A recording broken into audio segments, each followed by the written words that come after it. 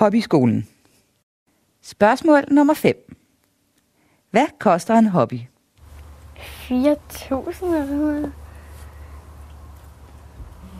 5.000.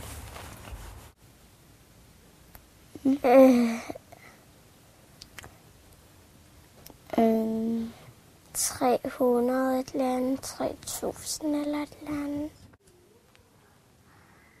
100 kroner. 10.000.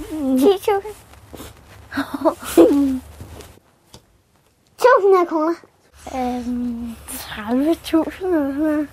50 eller sådan noget. 60.000.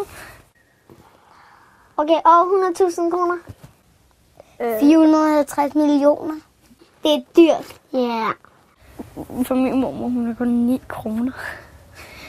Hobby. All inclusive. Men børnene må du selv skaffe.